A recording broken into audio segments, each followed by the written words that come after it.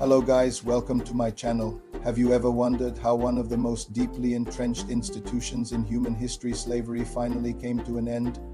The 19th century witnessed a seismic shift, a moral revolution that swept across the globe. This is the story of the abolition of slavery, a global turning point that reshaped our world forever. For centuries, slavery was an accepted, if brutal, fact of life. But by the late 1700s, the ground began to shift. A powerful cocktail of new ideas was brewing. The Enlightenment championed natural rights and human equality, making people ask, how can one person own another?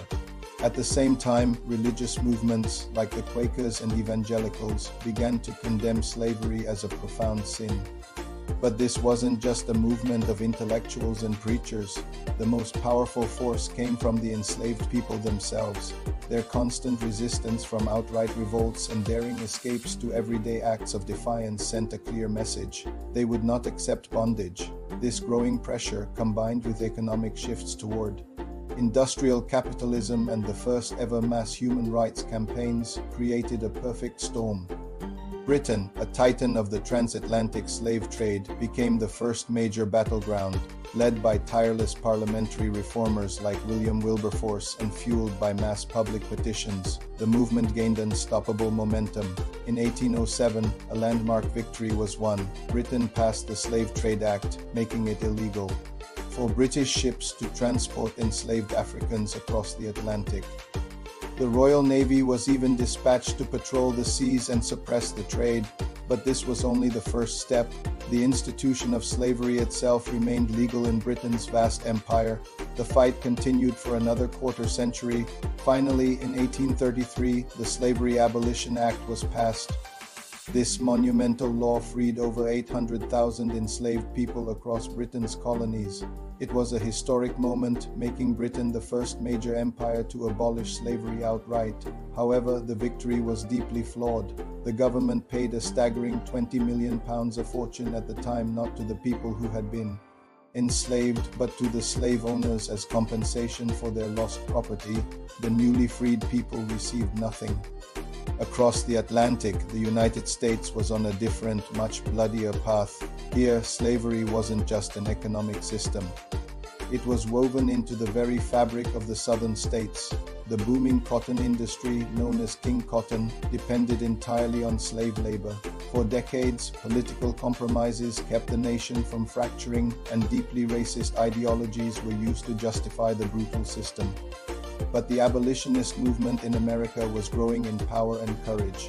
Figures like Frederick Douglass, an escaped slave who became a brilliant orator and writer, and Harriet Tubman, the fearless conductor on the Underground Railroad, risked everything for freedom. Activists like William Lloyd Garrison used newspapers to spread their anti-slavery message far and wide. The powerful stories of enslaved people, published in slave narratives, exposed the horrific reality of the system to a northern audience. The tension between the slave-holding South and the free North finally exploded into the Civil War in 1861. The war wasn't initially about ending slavery, but it soon became a central cause. In 1863, President Abraham Lincoln issued the Emancipation Proclamation, a strategic and moral masterstroke that declared enslaved people in the rebelling Confederate States to be free. The final nail in the coffin came in 1865 with the 13th Amendment, which officially and constitutionally abolished slavery across the entire United States. But this freedom was born from violence and remained tragically incomplete, soon followed by a new era of segregation and racial oppression. Now let's turn to Brazil, the last country in the Western world to abolish slavery. Brazil had the grim distinction of receiving more enslaved Africans than any other nation in the Americas, nearly 5 million people. Its entire economy, from sugar to coffee plantations, was built on the backs of enslaved labor. Because of this deep dependency, the process of abolition was slow and gradual. It began in 1850 when Brazil finally succumbed to British pressure and ended its transatlantic slave trade. More than 20 years later, in 1871, the Free Womb Law was passed, granting freedom to children born to enslaved mothers, though they were often still forced to work for their mother's owner until adulthood. In 1885, the sexagenarian law freed enslaved people over the age of 60, a move that affected very few people. The final act came on May 13, 1888. With the emperor away, his daughter, Princess Isabel, signed the Ley Aurea, or the Golden Law, immediately and completely abolishing slavery with no conditions. Unlike in Britain, there was no compensation for the slave owners, but just like everywhere else, there was no support for the newly freed people.